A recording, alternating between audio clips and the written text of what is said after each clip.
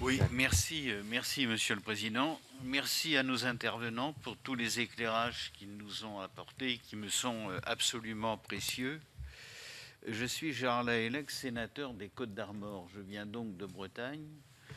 Et il va sans dire que la question de l'usage des ammonitrates en Bretagne vaut plus pour traiter les besoins d'intrants pour une zone d'élevage que pour une zone céréalière.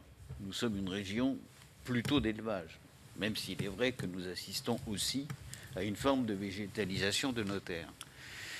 Et pour nous, cette question des ammonitrates et des problèmes que ça peut générer, c'est un sujet sensible, moins par risque d'explosion, si j'ose dire, puisque nous avons quelques ports et quelques installations d'import, mais avec des capitaineries et des choses, somme toute, relativement bien régulées.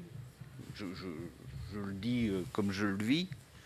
En revanche, nous sommes confrontés quand même à une vraie sensibilité sociétale à la question de l'usage des ammonitrates. J'en veux pour preuve ce que tous les médias en disent. Alors je veux rassurer tout le monde ici, il n'y a pas que des algues vertes en Bretagne. Il y a de jolies baies.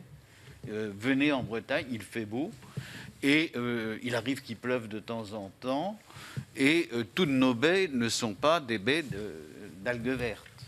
Voilà. Au demeurant, on sait bien que l'utilisation des ammonitrates produisent des effets induits. Moi, j'ai l'exemple, par exemple, d'une baie où on est régulièrement à moins de 15 mg par litre de nitrate.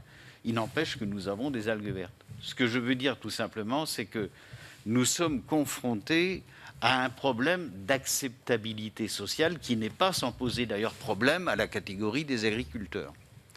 Or, nous en avons besoin. Il faut savoir que chez nous, l'agriculture, dans un petit département comme le nôtre, c'est quand même 65 000 emplois induits.